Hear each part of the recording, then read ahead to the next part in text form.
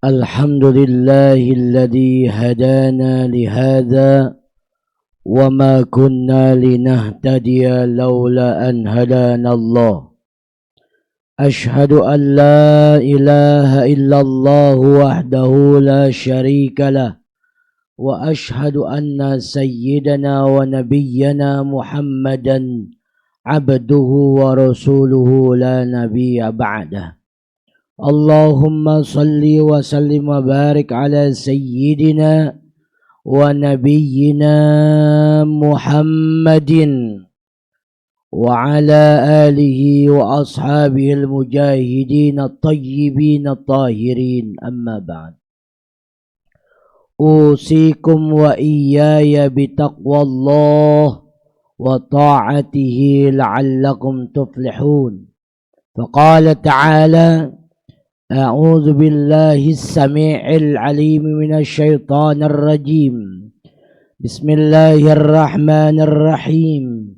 إنا نحن نحيي الموتى ونكتب ما قدموا وآثارهم وكل شيء أحصيناه في إمام مبين.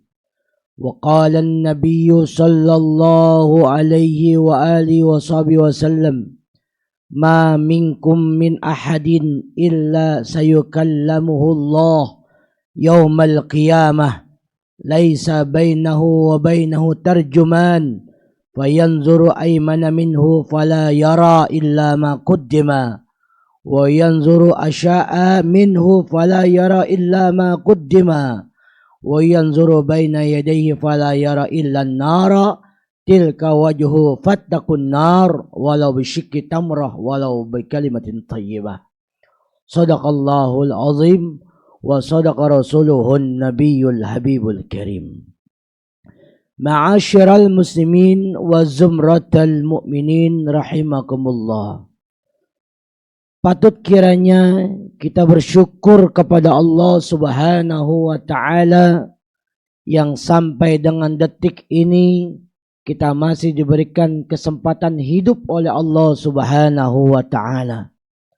Berapa banyak saudara kita di rumah sakit menginginkan untuk bisa datang ke masjid dalam keadaan tubuhnya penuh dengan alat kesehatan. Tapi di sisi lain juga banyak saudara kita yang menyia-nyiakan kesempatan waktu yang indah ini, waktu yang mustajabah ini, waktu yang berlimpah kebaikan dari Allah Subhanahu wa ta'ala saat ini.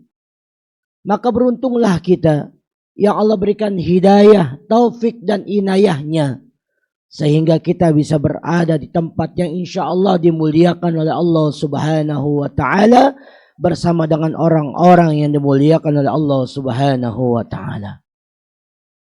Dari atas mimbar yang mulia ini, Al-Fakir menyampaikan wasiatut taqwa. Bersegeralah melakukan kebaikan. Jangan tunda-tunda melakukan kebaikan. Karena kehidupan ini hakikatnya milik Allah. Jabatan milik Allah. Harta milik Allah. Semua yang kita miliki hakikatnya kepunyaan Allah. Kalau Allah mau ambil, kapanpun bisa bagi Allah. Maka sebelum semuanya berakhir, tingkatkan kualitas keimanan dan ketakwaan kita kepada Allah Subhanahu wa ta'ala. Beramalah dengan amalan-amalan yang baik, yang membuat Nabi nanti senang ketika menatap wajah kita, yang membuat Allah ridha dengan semua perbuatan kita, yang pada akhirnya hidup kita dalam kemuliaan di sisi Allah, keridhaan di sisi Allah, dan mati kita dalam keadaan husnul khatimah, dan akhirnya kita masuk surga bersama dengan kanjeng Nabi Muhammad sallallahu alaihi wasallam. Di dalam hadis, baginda Rasul sallallahu alaihi wasallam bersabda, badiru bil a'mali sab'an. Bersegeralah kamu melakukan perbuatan baik sab'an sebelum datangnya 7 perkara. Ay makna badiru al-musabaqah wal musara'ah fil a'mali umuman. Makna badiru adalah berlomba-lombalah kamu di dalam kebaikan. Wal musara'ah, dan bersegeralah kamu melakukan kebaikan fil a'mali umuman, dalam semua amal kebaikan secara umum. Jangan tunda-tunda ketika kita melakukan kebaikan dan ingin melakukan kebaikan. Kenapa? Hal tantaziruna, apakah kamu kebaikan yang kamu lakukan sampai kamu menunggu datangnya illa faqran mansiyan, orang yang fakir semakin lupa kepada Allah? Itu kata Rasulullah. Apakah kamu akan menunggu sampai orang fakir, orang miskin, udah fakir, lupa sama Allah? Akan terjadi keadaan demikian. Au ginan mutghayyan, atau orang yang kaya tapi dia menyia-nyiakan kekayaannya, berpoya-poya dengan kekayaannya, lupa jauh dengan Allah Subhanahu wa ta'ala. Apakah itu yang kau tunggu, kata Rasulullah? Au maridun mufsaddan, ataukah kamu nunggu datangnya suatu penyakit yang akan merusak tubuhmu sampai kamu tidak bisa beribadah kepada Allah, sampai kamu tidak bisa melakukan kebaikan? Apakah itu yang kau tunggu? Atau kata Rasulullah, au haraman mufnaddan, apakah sampai kamu tunggu masa tua yang tidak ada faedah? Rasul katakan akan datang nanti keadaan orang-orang tua bukan semakin dekat dengan Allah, tapi semakin jauh dari Allah. Apakah keadaan itu yang kau tunggu? Atau kata Rasulullah, au mautan mujhazan, atau akan tiba suatu keadaan kematian yang datang dengan tiba-tiba, kematian yang mendadak. Paginya masih sehat afiat, tidak ada tanda-tanda akan meninggal dunia, bahkan mungkin masih jogging, masih olahraga, masih tertawa, tapi siang hari sudah meninggal dunia. Ini akan terjadi, kata Rasulullah, kematian yang datang dengan tiba-tiba. Atau awid dajjal fasyarru ghaibun yantaziru, atau kamu nunggu datangnya Dajjal, seburuk-buruk manusia yang sebenarnya tidak kita harapkan kedatangannya. Tuh. Nauzubillah summa nauzubillah. Awis sa'ata fasa'ah, atau kamu nunggu datangnya hari kiamat yang akan datang. Hari kiamat itu dengan pasti adha wa amar, yang akan membuat situasi pelik, penuh dengan ketakutan, penuh dengan kegelisahan, penuh dengan kekhawatiran, penuh dengan penyesalan. Apakah itu yang kau tunggu? Maka kata Rasulullah, badiru bil a'mali salihah, maka bersegeralah kamu melakukan perbuatan-perbuatan baik. Kata Allah Subhanahu wa ta'ala, inna nahnu nuhyil mauta wa naktubu ma qaddamu wa atharahum wa kulla syai'in ahsaynahu fi imamin mubin. Pahami ayat ini. Inna nahnu nuhyil mauta, sesungguhnya kami yang menghidupkan orang yang udah mati. Kita mati akan dihidupkan kembali. Untuk apa? Untuk mempertanggungjawabkan setiap perbuatan yang sudah kita lakukan. Beruntung kalau banyak perbuatan baik yang kita lakukan. Sungguh menyesal kalau banyak perbuatan buruk yang kita lakukan. Wa naktubu ma qaddamu wa atharahum, dan kami catat atharahum, peninggalan mereka. Asar, apa yang mereka lakukan. Ada catatan semuanya. Hari ini kita sedekah berapa duit? Allah tahu. Allah catat. Hari ini kita sholat subuhnya telat atau tidak? Allah tahu. Allah catat. Hari ini juga kita melakukan kebaikan. Allah tahu. Allah juga catat. Dengan malaikatnya. Raqib dan atid. Pahami keadaan ini. Ayat ini sesungguhnya adalah peringatan buat kita. Wa kulla syai'in ahsaynahu fi imamin mubin. Semua catatan itu lengkap. Nanti kita akan bertanggungjawabkan di hadapan Allah. Maka pantas kata Rasulullah, badiru bil a'malis salihah. Bersegeralah kamu melakukan kebaikan-kebaikan. Di dalam hadis yang lain, dan ini juga bisa menjadi muhasabah buat kita. Riwayat Abu Hurairah, ma minkum min ahadin. Dan tidaklah di antara kamu min ahadin, salah seorang kamu, illa sayukallimuhumullah yaumal qiyamah, akan kelak ia berjumpa dengan Allah dan Allah akan berbicara dengan dirinya yaumal qiyamah, pada hari kiamat. Laisa bainahu wa bainahu, tidak ada halangan di antara keduanya, tarjuman yang menghalangi keduanya. Ini nasihat buat kita jamaah. Fayanzuru aymana minhu, maka tatkala ia melihat pada bagian kanannya, fala yara illa ma quddima, maka tidaklah yang dia lihat melainkan amaliyah baik yang dulu waktu dia hidup dia lakukan. Maka dia tersenyum ketika dia melihat ke kanan. Wa yanzuru asya'a minhu fala yara illa ma quddima. Begitupun ketika dia melihat pada bagian kirinya, dia bersedih. Illa ma quddima, Allah perlihatkan apa yang dulu pernah dia lakukan. Kalau dia orang yang beriman bertakwa kepada Allah, maka dia menyesal kenapa kurang kebaikannya dia lakukan. Namun ketika dia jauh dari Allah, maka sejadi-jadinya dia menangis ketika dia melihat pada bagian kirinya. Nauzubillah, summa nauzubillah, jangan sampai ini terjadi dengan kita. Wa yanzuru baina yadayhi fala yara illa nar, maka manakala dia melihat pada bagian depannya, wajahnya, ternyata janji Allah itu pasti yang dia lihat adalah neraka jahanam. Masya Allah. Betapa takutnya dia ketika dia melihat keadaan tersebut.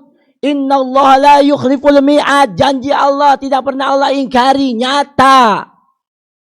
Bagi orang berbuat baik Allah kasih kebaikan. In ahsantum ahsantum falaha, kebaikan yang kamu lakukan buat kamu sendiri. Wa in asatum falaha, begitupun kejahatan juga akan kembali kepada kamu sendiri. Tilqa wajhuh, sampai ia mendapatkan keadaan sejadi-jadinya dia menyesal kepada Allah, perjumpaan dengan Allah Subhanahu wa taala. Maka ujung hadis ini jelas jamaah, fattakun nar, maka jagalah dirimu dari jilatan api neraka, dari kobaran api neraka, walau bisyikki tamrah, walaupun hanya dengan sebutir korma. Artinya apa? Salah satu yang menyelamatkan kita adalah sedekah yang kita keluarkan. Salah satu yang membuat kita bahagia adalah sedekah yang ikhlas yang kita keluarkan semata-mata karena Allah Subhanahu wa taala. Walau bi kalimatin thayyibah, atau dengan kalimat-kalimat yang baik yang kau tuturkan kepada manusia. Artinya apa? Bahwa seseorang yang ingin selamat, seseorang ingin bahagia, seseorang yang mendapatkan surganya Allah Subhanahu wa taala, seseorang yang mendapatkan kebahagiaan dalam kuburnya, maka jangan tunda-tunda melakukan kebaikan. Dan salah satunya adalah banyaklah bersedekah dan melakukan perkataan-perkataan yang baik semata-mata karena Allah Subhanahu wa taala. Jangan tunda melakukan kebaikan. Karena kata Rasulullah, nikmatani maghmunun katsirun anin nas. Ada dua nikmat yang kebanyakan manusia melalaikan. As-sihhatu wal faragu, sehat dan kesempatan. Ketika sehat lupa sama Allah. Ketika ada kesempatan lupa sama Allah. Maka jangan sampai terjadi dengan kita. Perbanyaklah dan mulai sekaranglah kita perbanyak taubat kepada Allah dan melakukan kebaikan-kebaikan. Semoga semua kebaikan kita diterima oleh Allah Subhanahu wa taala. Allah selamatkan kita dari dunia sampai akhirat. Barakallahu wa lakum wa nafa'ani wa yakum bima fihi min ayati wa dzikril hakim. Fataqabbalu minni wa minkum tilawatahu innahu was-sami'ul basir. Aqulu qawli hadza fastaghfiru innahu huwal ghafurur rahim. اللهم صل على سيدنا محمد وعلى آل سيدنا محمد.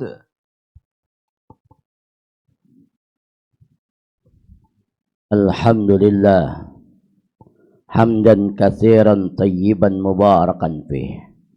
أشهد أن لا إله إلا الله وحده لا شريك له وأشهد أن محمدا عبده ورسوله لا نبي بعده.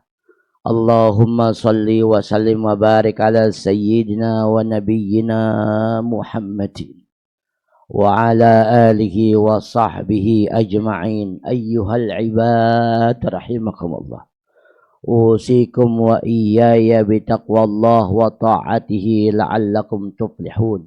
وقال تعالى: ولم يزل قائلا عليما.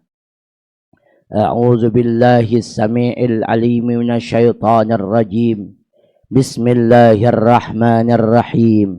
إن الله وملائكته يصلون على النبي يا أيها الذين آمنوا صلوا عليه وسلموا تسليما.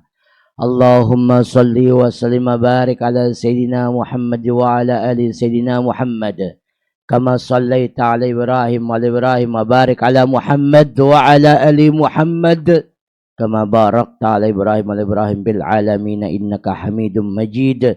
وارض عن خلفاء الراشدين سادتنا أبي بكر وعمر وعثمان وعلي وعن بقية الصحابة وقرابة رسول الله. آمين يا الله يا أرحم الراحمين. اللهم اغفر للمسلمين والمسلمات والمؤمنين والمؤمنات الأحياء منهم والأموات إنك سميع قريب مجيب دعوات يا قاضي الحاجات. اللهم أحسن عاقبتنا في الأمور كلها وأجرنا من خزي الدنيا وعذاب الآخرة. اللهم حبب إلينا الإيمان وزينه في قلوبنا وكره إلينا الكفر والفسوق والعصيان واجعلنا من الراشدين. اللهم ارزقنا الإخلاص واليقين والاستقامة.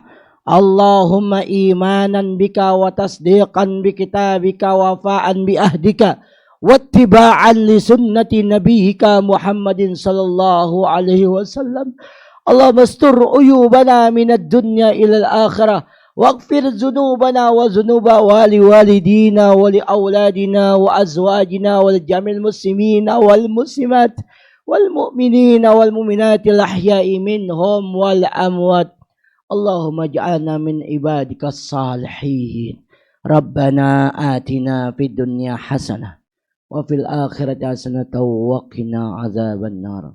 عباد الله، إن الله يأمر بالعدل والإحسان وإيتاء ذي القربى وينهى عن الفحشاء والمنكر والبغي يعظكم لعلكم تذكرون.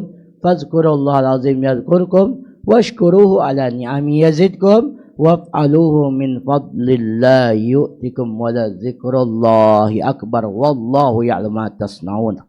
أقيموا الصلاة.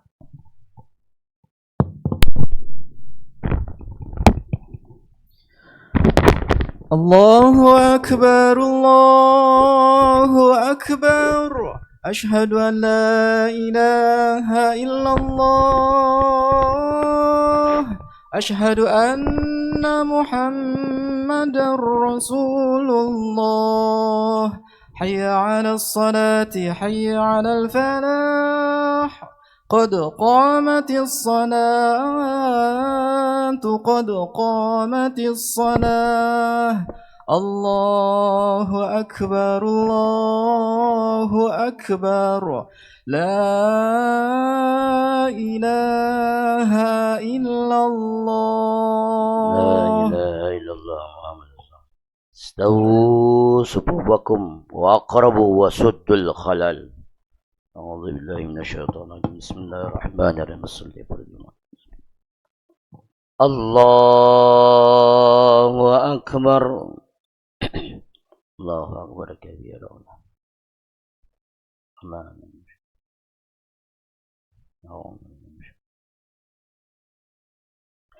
بسم الله الرحمن الرحيم الحمد لله رب العالمين الرحمن الرحيم مالك يوم الدين إياك نعبد وإياك نستعين اهدنا الصراط المستقيم صراط الذين أنعمت عليهم غير المغضوب عليهم ولا الضالين آمين بسم الله الرحمن الرحيم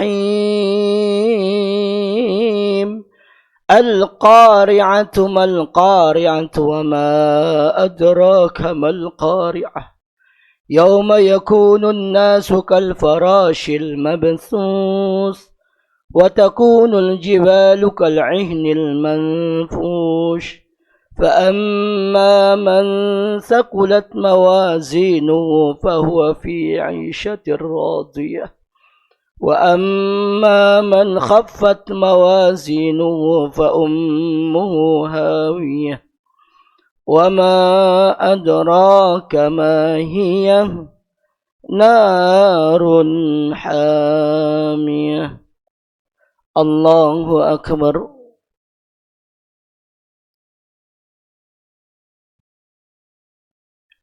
سمع الله لمن حمده ربنا الله أكبر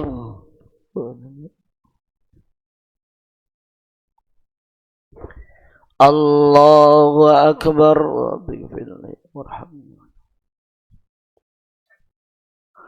الله أكبر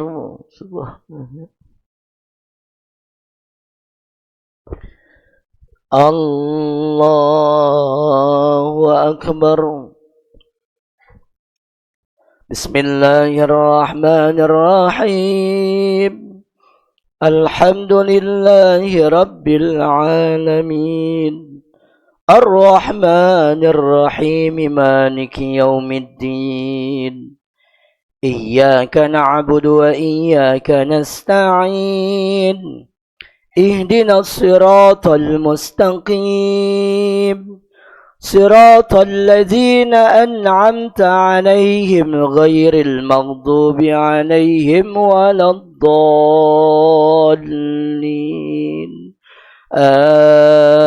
آمين بسم الله الرحمن الرحيم ألهاكم التكاثر حتى زرتم المقابر كلا سوف تعلمون ثم كلا سوف تعلمون كلا لو تعلمون علم اليقين لترون الجحيم ثم لترونها عين اليقين ثم لتسألن يومئذ عن النعيم الله أكبر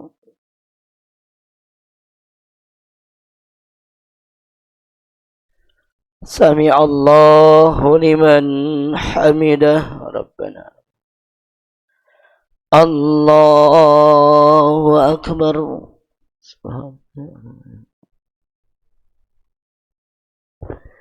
الله أكبر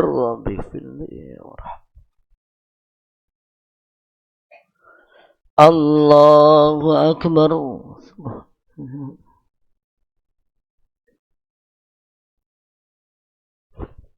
الله أكبر التحيات السلام عليكم ولا إله اللهم صل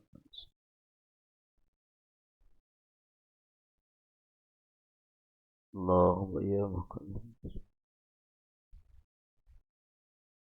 Assalamualaikum warahmatullah.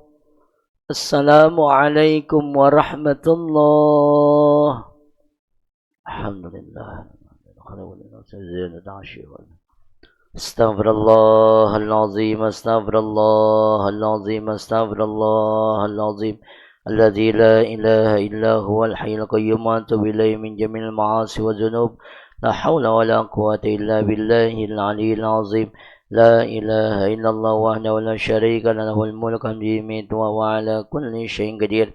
La ilaha illallah wahdahu la syarika lahul mulku wa huwa ala kulli syai'in qadir. لا إله إلا الله وحده لا شريك له له الملك يميت وهو على كل شيء قدير اللهم أجرنا من النار اللهم أجرنا من النار اللهم أجرنا من النار سالمين اللهم أنت السلام ومنك السلام وعليك يعود السلام فحينا ربنا السلام ودخلنا جنة دار السلام تبارك ربنا وتعالى يا ذا الجلال والإكرام الفاتحة بسم الله لله رب العالمين الرحمن الرحيم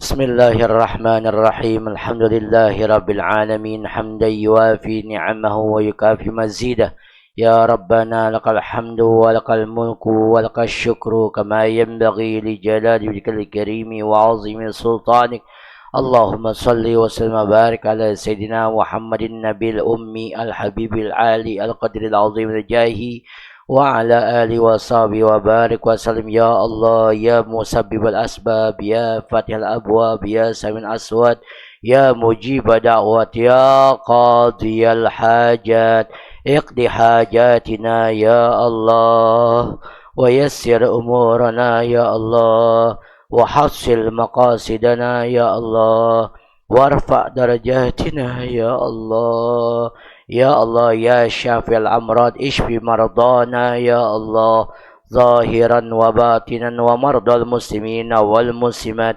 والمؤمنين والمؤمنات يا الله يا رافع الدرجات ارفع درجاتنا من الدنيا إلى الآخرة يا الله يا خير السالمين سلمنا من الدنيا إلى الآخرة وسلم المسلمين والمسلمات والمؤمنين والمؤمنات الأحياء منهم والأموات اللهم يا غني يا حميد يا مودي يا معيد رحمي يا ودود يا فعال لمن يريد أغننا يا الله بحرامك واغني بفضلك عمن سواك ربنا آتنا في الدنيا حسنة وفي الآخرة حسنة وقنا عذاب النار وصلى الله على سيدنا محمد وآله وصحبه أجمعين لهم فيها سبحانك اللهم وتحيتهم فيها السلام وآخر دعواهم الحمد لله رب العالمين صلى الله على محمد